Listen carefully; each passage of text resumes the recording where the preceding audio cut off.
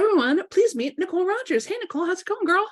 Hey, Sam, thank you so much for having me on with your community. You and I have been collaborating for years. My heart is just so full to be here, and I just deeply appreciate your continued support and your support with 13. So thank you. Oh, it's totally my pleasure. And you're right. Nikol and I have never actually met in person. You know, when you've been in business as long as we have, it's kind of like having kids the same age. Like you sort of bond over the highs and the lows. And, like who are my go-to people? Who can I trust? Who do I know? Who do I know really delivers the goods? And there's just not that many of us. There's not that many people who stick with it as long as we have. There's not that many women who stick with it as long as we have. There's not that many people in general who've been as successful as we are. I remember reading a statistic, something about how massive percentage of solo entrepreneurs make less than $25,000 a year. And I was like, oh my God, why would you do that?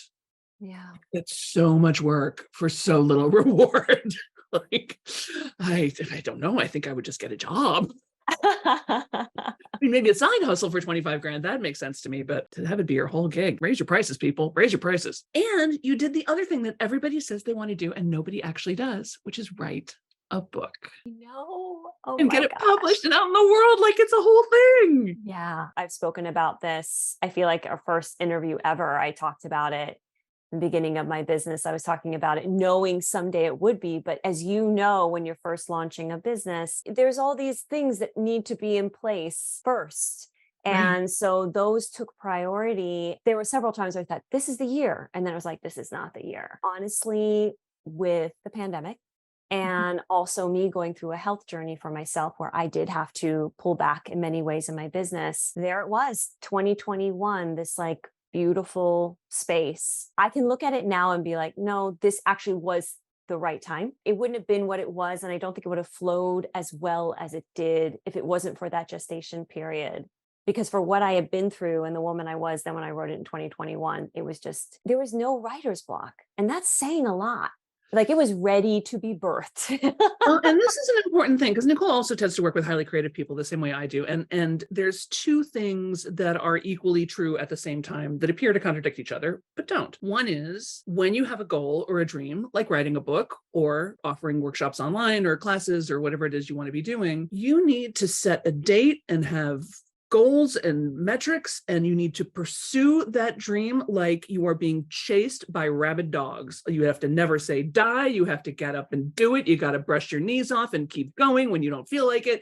Like go, go, go, go, grit, grit, grit. And projects have their own timeline. You have to stay surrendered to the project. You have to stay surrendered to the wisdom that is bigger than you, that is going, not quite yet. You're not quite the right person to do this yet. You don't quite have all the pieces of the puzzle yet. The technology hasn't caught up with you yet. We couldn't have done this 10 years ago.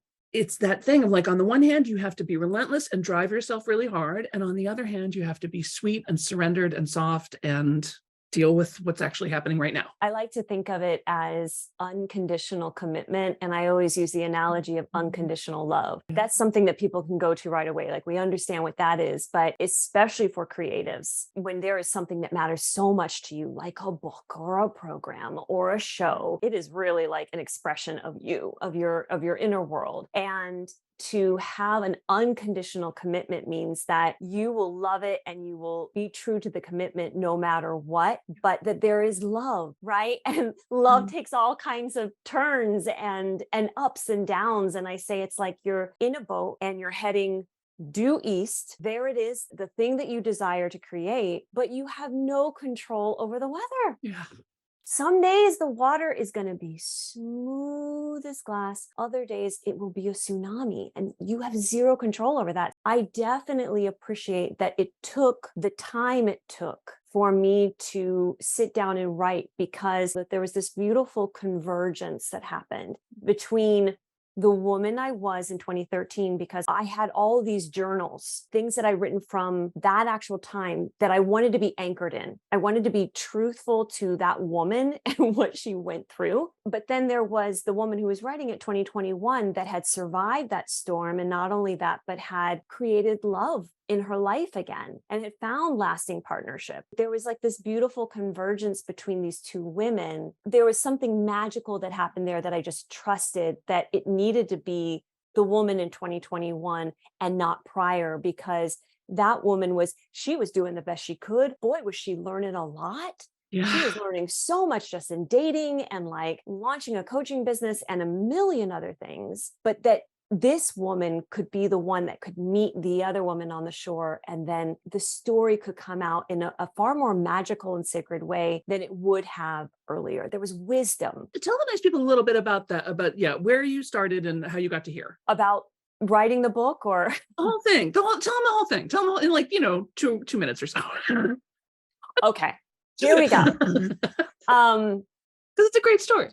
Yeah. So the quick version is that we know the number 13 to be traditionally viewed as an unlucky number. But for me, it turned out to be the most transformative number of my life. I wrote a book about the year that my life went up in flames, burning to ash all of who I thought I was. But as I watched the career, the marriage, the persona, all of these things that I carefully crafted over decades basically go up in smoke, I heard a new quiet voice within, which is the voice of 13. So 13 is actually the sacred invitation. It is the auspicious calling to your heart to finally have the life that you have always desired. This book really will inspire you to create a whole new beginning and show you how devastation, believe it or not, can actually open you to your greatest power.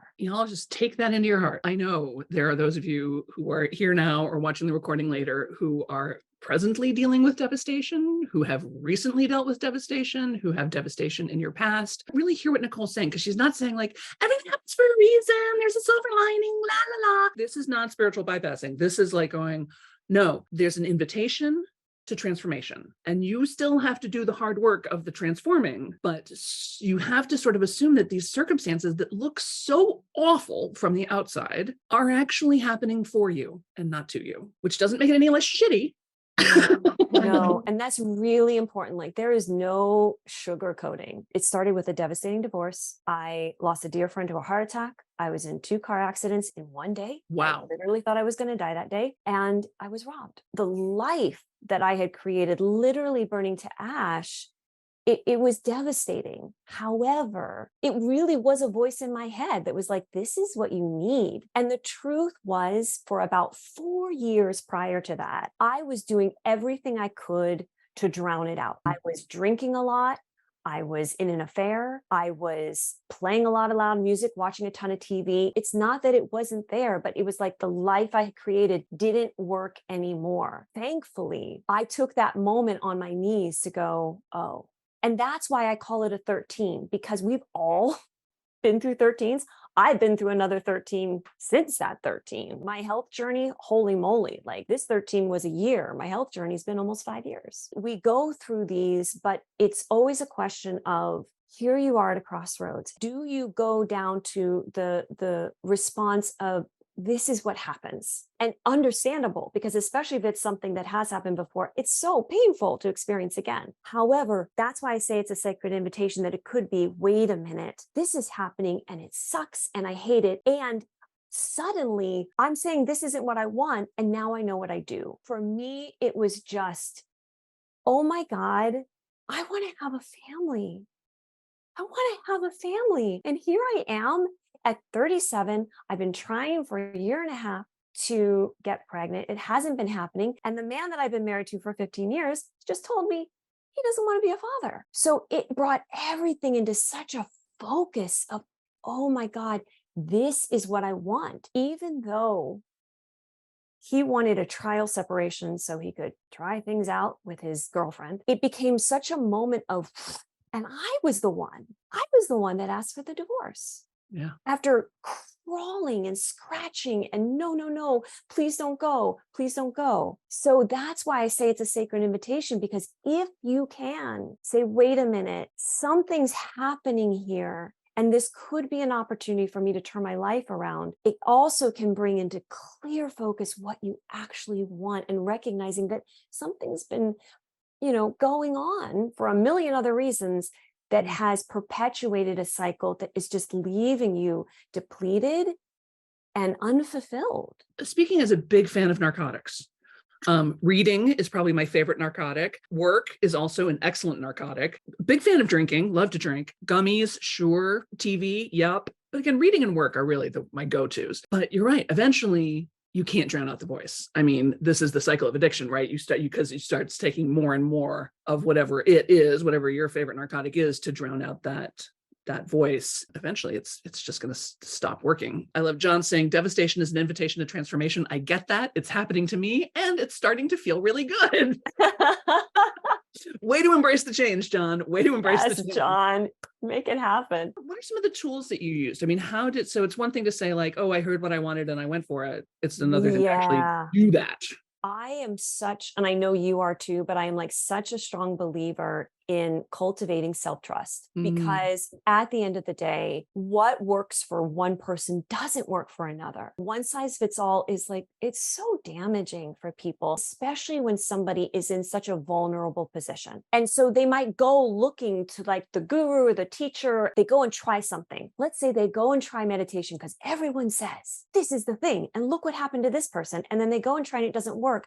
What that does is that erodes their self-confidence. I will say that for myself, I heard that voice. Now, for me, the voice said, you need meditation. But what changed for me was that I was starting to now trust the voice. And I followed that path. That path led me to Buddhism, which was like, what? I didn't think I was looking for Buddhism. But Buddhism was looking for you. Buddhism was looking for me. But you see what I'm saying? That I feel like it's so much more about how to cultivate self-trust. So then the question becomes, what is that for you? What I will say that I have seen is what creates space.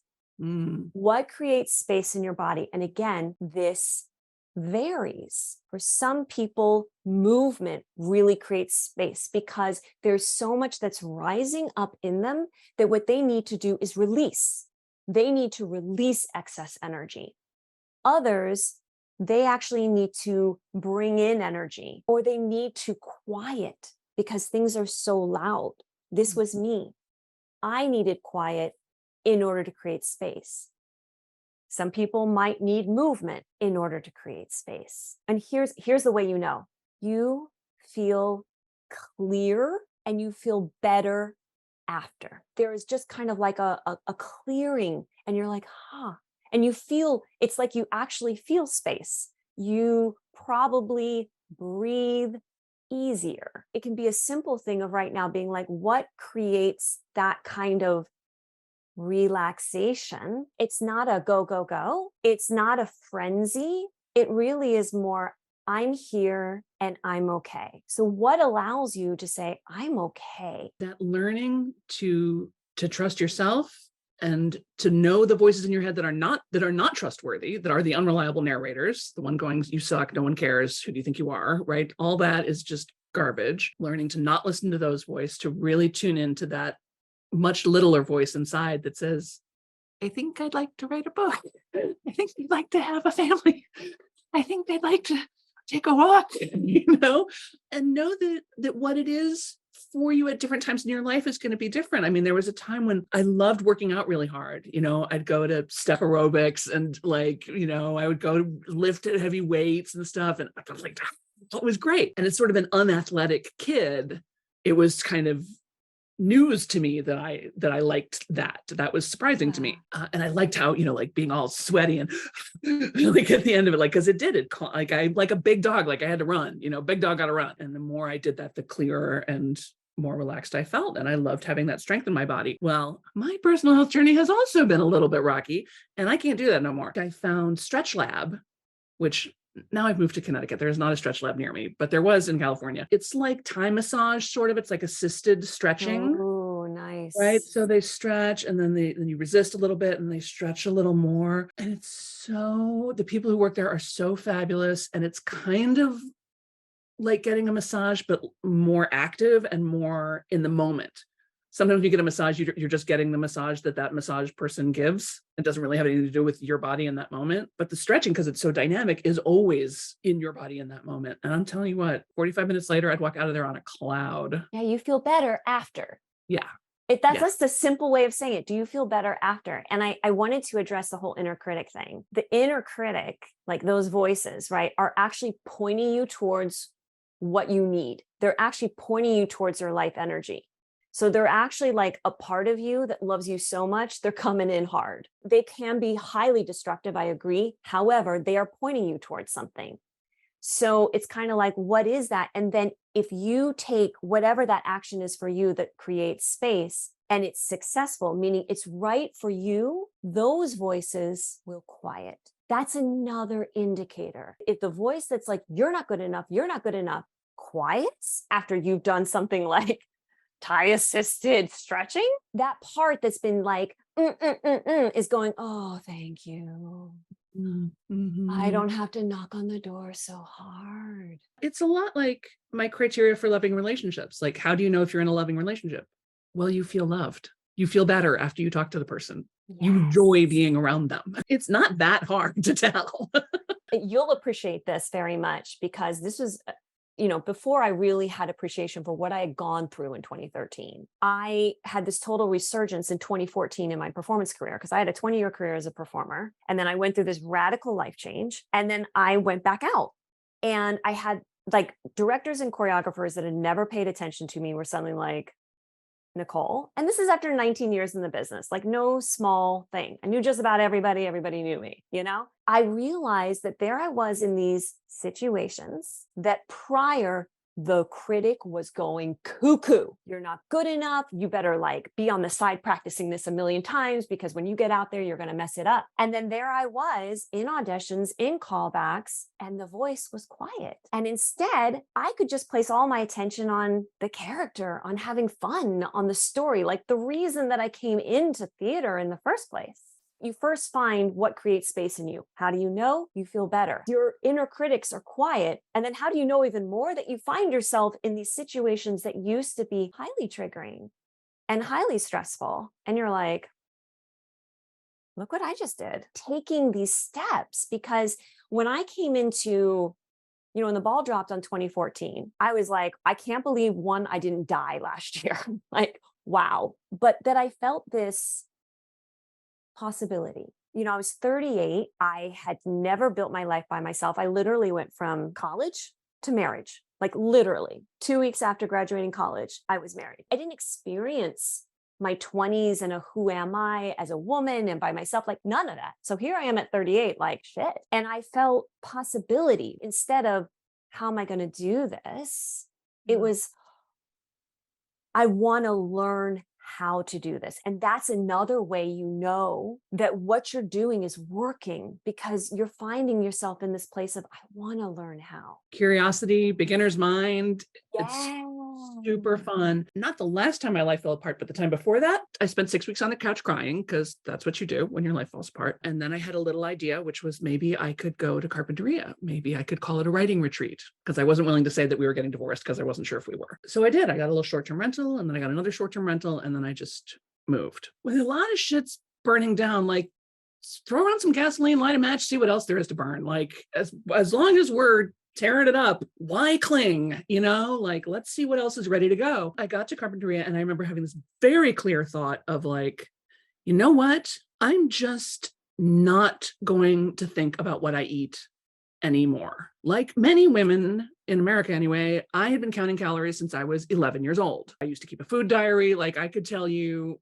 every morsel from 11 on practically. And finally I was like, you know what? I'm just fucking over it. I'm just over it. I'm over policing myself. I'm over thinking that my body needs to be some different way than it is. If it wants to change, it will. I'll be there for it. But in the meantime, fuck it. And if that means I eat brie and baguettes every meal for a month, then that's what I'm doing. Honestly, I think I just shocked the critical voice in my head into shutting up. I was like, we don't know what to say. We don't know what to say. Pattern interrupt. Totally. Pattern interrupt. There's no negotiation here. Help. I haven't thought about it since practically. I mean, I'm like, wow, that made a lot of extra space in my brain. And it also gave me a little clue that anytime I did start obsessing about what I was eating or what my body looked like, my next thought was always like, wow, Sam, you must be really bored. Like if you're going to this, like this is the best you can do to torture yourself. This is the best you can do to think about right now. Think about something else.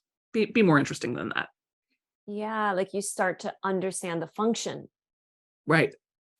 And what it's been doing. And when you, like you said, when you released it, then if it comes up again, you can be like, wait a minute. Like, for me, I'm coming off of chronic pain. I was having headaches like literally every single day Oh gosh. from environmental illness. For anyone that's listening right now that's dealing with chronic pain, boy, do I feel you. And if you've healed from it, boy, do I like celebrate you.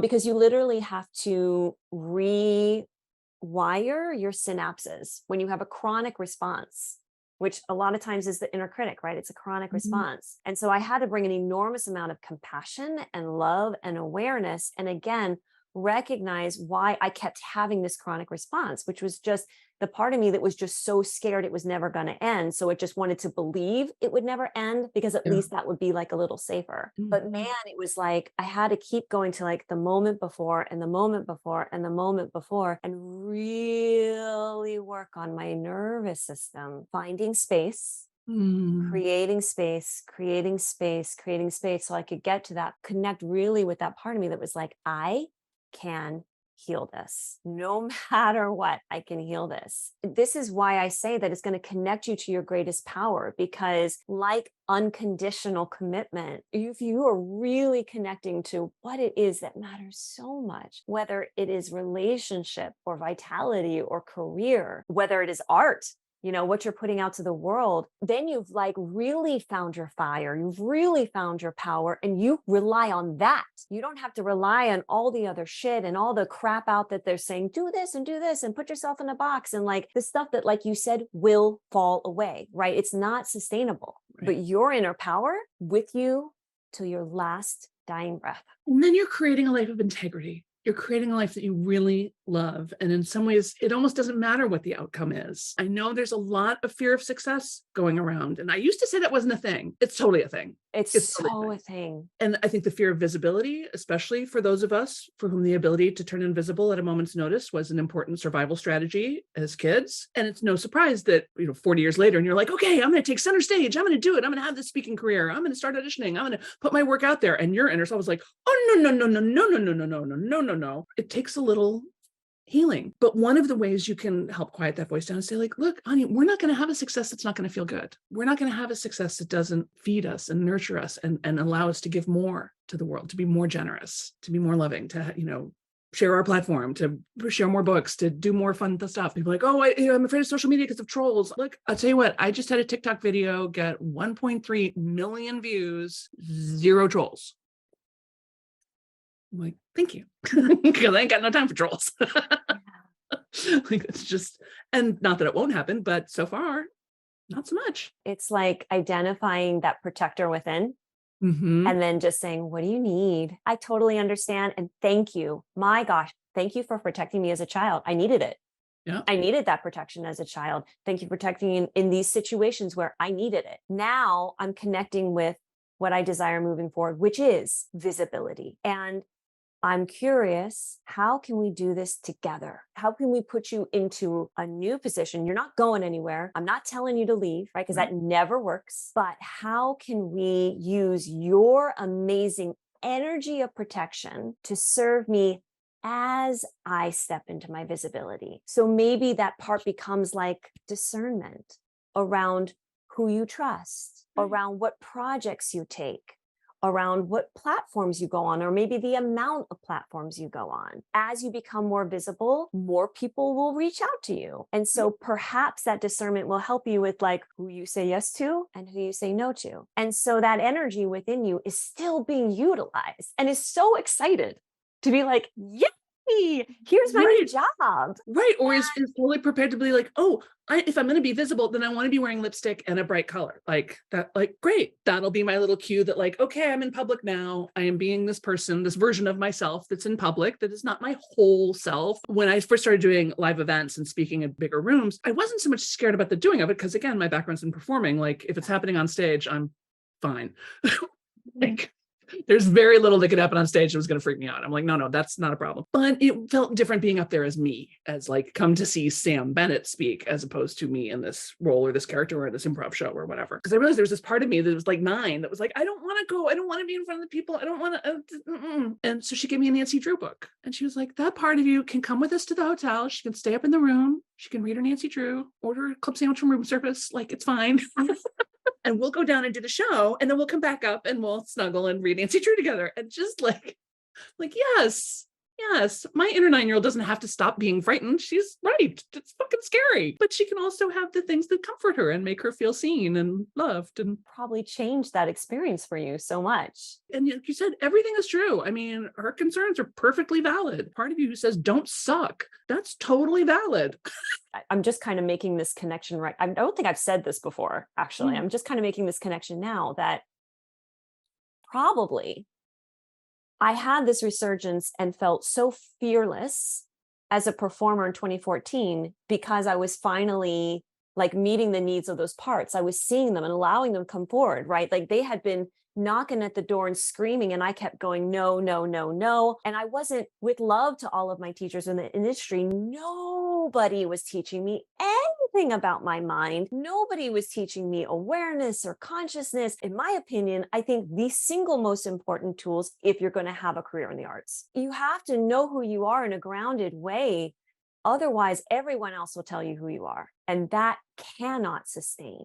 I felt like you said, like, then I was like, well, shoot, I'm just going to be me. And then people were like, Nikol, because it was like, it wasn't. All of you was showing up. You weren't busy like, no, stay back there, scared person. Oh no, stay back there, scared little girl. Oh no, stay back there, inner critic. Like I'm hiding all these parts in order to appear as a confident person, instead of incorporating all these parts and letting them be part of you. So now we're not using our energy to block them. Now this is all for you all. What are you hiding? What are you spending a lot of energy trying to keep tucked away when in fact you might want to just bring it under your wing and say, you know what, you're part of the story too. Your feelings of failure, your feelings of unlovability, everybody's got it. It's not unique to you. And the more you can stand with it and share it, the more charismatic you become, like the more present you are. And I think it was one of the reasons why I had so much success with entrepreneurship so early on, because I didn't know what I was doing. I didn't know there was a way to do it. I didn't know that you really weren't supposed to like send poems. Like that wasn't really a marketing strategy. And I'm like, it is for me. People kept going like, oh my God, how did you think of that? How did you do that? I'm like, nobody told me it was supposed to be hard. So I just did it the way I did it. And it went great, and it turned out to be a lot of fun. I do often wish that I could go back to some of those auditions that I was at in my 20s with the giant, I no longer give a fuck what you think pill that I appear to have taken in my 50s.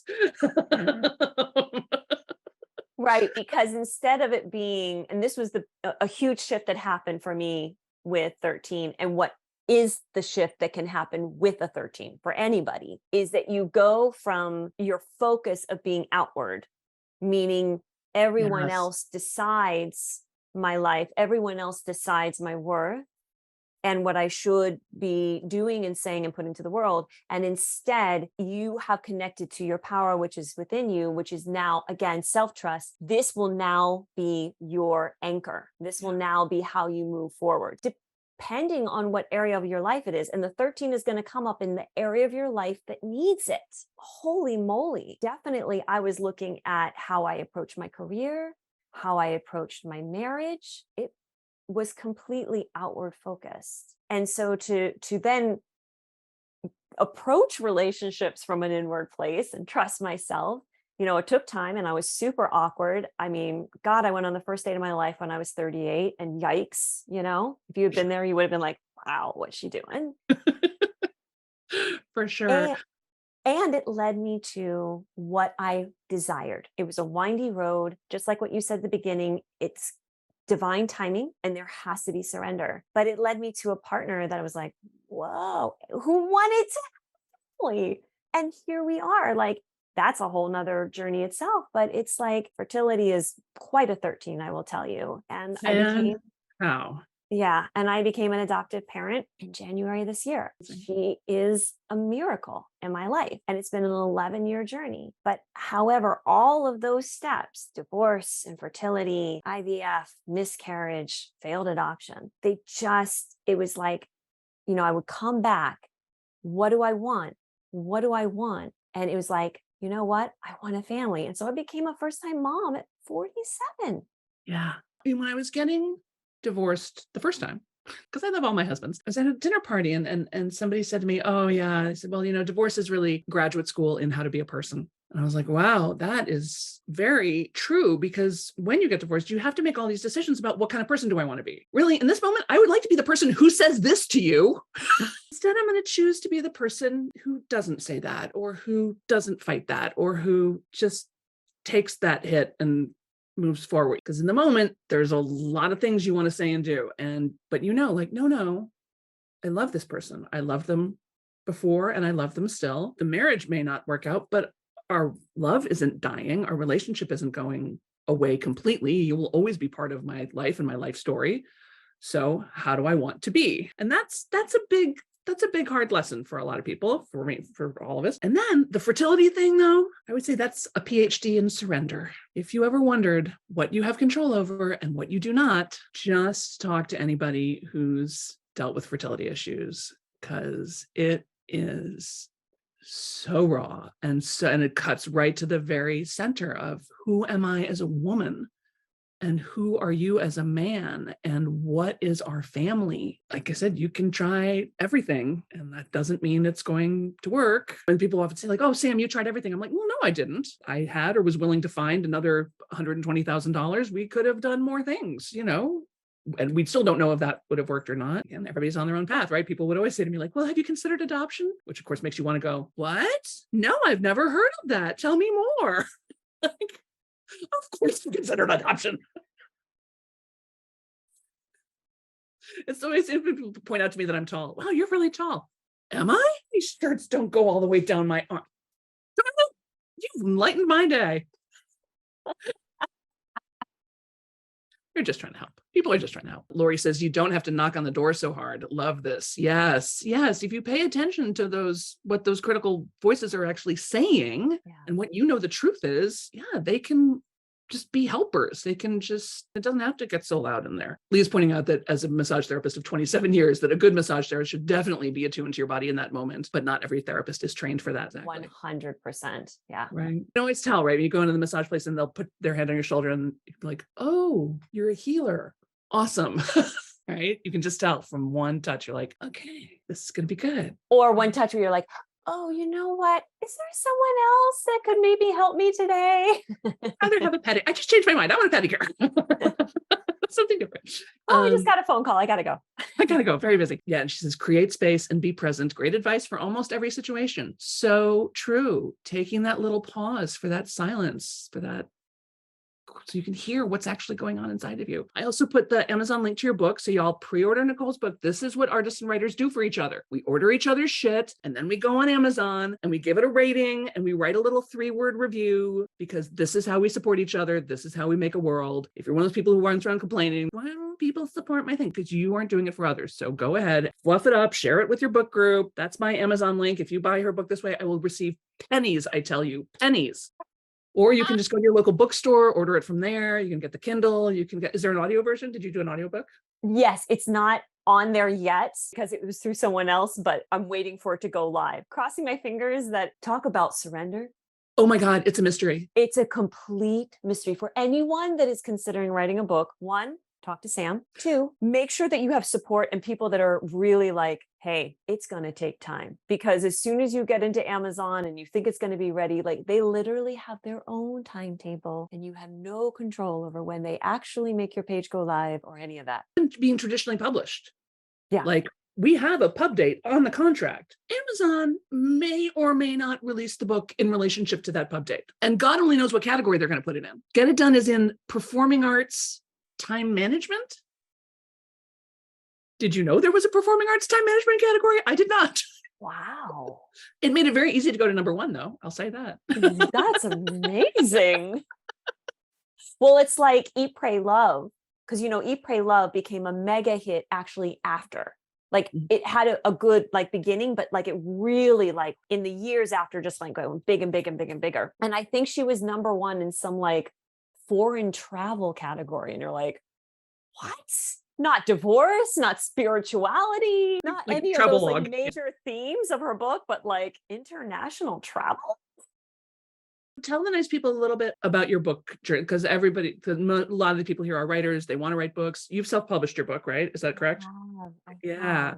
This is my biggest piece of advice, which is always use your network. And I know you say this all the time, Sam, use your network, use your network. What I mean by that is if you're going to be writing your first book, who do you know besides Sam, who has successfully published books, and then talk to them and see if you can get a mix of traditionally published and self-published. And now there's a hybrid, actually. Right. See if you can speak to people in each of these categories and ask them, how was this? I'll tell you that the traditionally published authors that I reached out to or I was connected to, that's the other thing. You might know somebody who can connect you to somebody. This happened to me several times. I was talking to people for the first time, but it was because they were a friend of a friend and they were like, oh my God, I'm totally fine to hop on a phone call with you for 15 minutes or 30 minutes. You know, people can be very beautiful and generous. So many of the traditionally published authors said, oh, self-publish.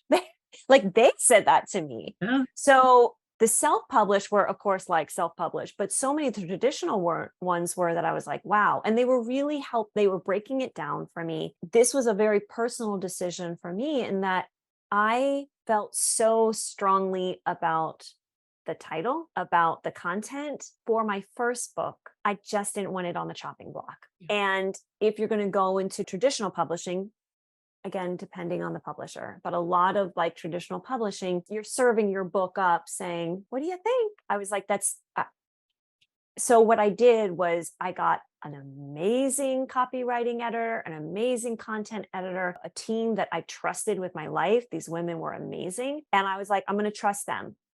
Mm-hmm. And with their guidance, then that was why I went the right. Now, the other thing I did, and there's a lot more of this because self-publishing has blown up. It is so much more prevalent. So there's now all these amazing companies that will help you with the production of the book. They will help you with setting up your Amazon page. All of these things that, let me tell you, unless you are just super tech minded, if you are and you have a ton of time and you're like, this, I can do this, okay, fine. But otherwise, it is an enormous amount of minutia. Yeah, it is not the high. Even if you are tech minded and have a lot of time, it is not the highest and best use of your time. And they change the rules all the time. All the time. And so I interviewed with several companies this is what they do. They literally work with self-publishing authors. They take care of the production, the setup of all that stuff. I trusted myself with the company that I spoke to that felt right. Like as I talked about 13, like they just got it. And that guided me well. I worked with Author Imprints. They're in San Diego, California. They've been in the business for decades. They're on top of every new crazy algorithm thing that's happening. And David Wogan and his team were and have been amazing to me. Now, there's other great places like Author Imprints, Scribe's another one. There's several out there. Use your network, have conversations, figure out what works for you, and then trust your body when you're just like, oh, this person gets it. Their services are going to tick off all of the things that I need help with because I know I'm not a genius at that. The number of things that you really must do, ought to do, really should have done yesterday, really should have done 3 weeks ago, really should have done 6 years ago is endless. You have to just talk about surrender. You have to just go like, okay, book launch is coming. I'm just going to do what I can do. I'll reach out to who I can reach out to. I'll push where I can push. It's a long game, and make sure you love what you're writing about because you're going to be talking about it for a long time. And this is where a performance background comes in handy because you can like, watch me tell this story as though for the very first time. But it's so true. Like you have to love it and be happy with it and know that you've got the right support and that they really are a fit for you and your book, for the way that you work. I just had 2 calls yesterday, actually, that a mutual friend had said, like, had met some people recently where they were like, oh, I want to write a book. And she said, well, you got to talk to Sam. Again, and I'll give anybody 20 minutes. Like, sure, let's talk about it. And one person had a platform, was very clear on what the book was pretty much done, and was a self-confessed OCD perfectionist. Like everything had to be just so, and was not willing to really trust anybody else to do it. And I'm like, great. You need to self-publish. You need to do that right away and just go, do all the things. Like, you're fine. Don't torture yourself with this idea of traditional publishing because it'll make you crazy. The other person was honestly still so in the writing process that I was like, I don't think you need to make this decision right now. I think you're still sort of deep in the woods of this book and you should just keep writing until it's more revealed to you what it is and what home it wants to have. But don't go punishing yourself about like, oh, I should be building a platform, or oh, I should be this, or I should be that. It's like, if you can, if you've got the bandwidth, great, do that. But otherwise, just write, just be in the writing space because that's its own thing. Being true to where you are, like you said earlier, in the process. Yeah. like really where you are in the process. And a book takes more time. Let's be honest, like you and I can be really honest about the actual amount of time. I started writing in April 2021 and it's coming out now, 2.5 years. Now, yes, I had an adoption disruption and then I became a parent in the middle of that. I had maternity leave. But the truth is the earliest this could have happened would have been this year, which would have been 2 years later. I spoke with another published author who had done traditional publishing, and she had said 18 months. And I remember at the time being like, what? And now I'm like, that was really great advice. And so it's just, I feel like, people kind of go in and they rush and write a book in 30 days. It's like, That's a different thing. It's just a different thing. Lori is saying, I don't believe Amazon when they tell me I sell more books in the UK than in US or Canada. Yeah, it's hard to know where they get the numbers from. And, the Nielsen book scan doesn't even count ebooks or Kindle books. The publishing industry it's such an incredibly fucked up business model. Don't even try to make sense of it because it doesn't make any sense. I don't think it worked for Charles Dickens and I don't think it worked for anybody since then. Like I'm not totally sad that the publishing model is breaking down. I know disruption is hard and it's scary for the people who work inside the industry. There's got to be something better because it's just stupid the way it is right now. Lori says, in Canada, we have a Facebook page that is for networking and advice sharing for Canadian authors. It's invaluable in the way that you're speaking about. Absolutely. Get around writers that you love and respect. Stay where you're celebrated. Don't go where you're celebrated. Don't stay where you're tolerated, right? Find the right fit, because some writers aren't so nice to other writers. We don't need those people. We want to be with the people who are nice to other writers. Later this afternoon, I'll be teaching with Linda Sievertson. We do Beautiful Writers Group once a month, and we just take questions. And it's great because she's got a lot more experience with like contracts and traditional publishing. And, she's been a part of some New York Times bestsellers and all kinds of things. So she knows a lot of stuff that I don't. And I'm more about the marketing and inner creative crap in your head. So we make a good team, and and we get people there who are in all stages of from people who are like, I think I might want to write a book, to people who have published, people who are in their book launch right now, people who are on their second book, people who it's exciting. It's fun. And it's fun to be around people, and modeling is the best way we learn. Like when I see Nikol do it, I go, oh, well, Nikol could do it. I could probably do it. I could try anyway. And I certainly ask her for advice. Yes. And please, anyone who's watching this, like if you have more questions, like send me a Facebook message, I'm more than happy to share, because so much was shared with me. There was so much generosity that was given to me when I was like, I'm a first time, I don't know what I'm doing, and so many people created time for me. And like, that's the reciprocity, it just keeps getting like passed down, and it's beautiful. So I'm more than happy to share anything. And I wanted to put in this last thing. I know we're getting to the end of time, is that my biggest piece of advice is to create a launch team, put together a group of people that love you, that love the book, that are willing to post on social, that are willing to do a review on Amazon for you, that can connect you with speaking opportunities or bookstores that want to do book signings. I have seen this time and again with my clients, and they're like, I don't have a network. And then they're like, oh, I actually have 3 people that can help me. You kind of like widen out your view and start to really look at the people in your life and recognize there are some connections. They might be removed by one, but there is somewhere that can be like the beginning of other people helping to share the word of your book and of your work. If you're really close with people in your life, it's because you already share something. They're probably going to love it anyway, because it's a part of you. And I have to say, the books, the people involved in the book industry, people involved in the publishing industry, other writers, there's something that is true that may not be true in other art forms, which is that book people love books. We really love books. We love to read books. We love to know that books are published. We love to sell books. We love to help promote other people sell books. I've come across very little like sort of competition even people who are in the same space. It's just like, more for everybody. Like the fact that they buy your book makes it more likely that they're going to buy my book later. Like rising tide for sure. As opposed to because there's definitely people in the theater who fucking hate the theater. Yeah. And there's definitely people in dance who at least act like they hate dance, right? But people in publishing love books. There's a lot of support there. There's a lot of real joy there because, we've been saved by books. When Things Fall Apart by Pema Chodron. Mm-hmm. Saved. Mm-hmm. Return to Love. I think that was my gateway drug, was Return to Love.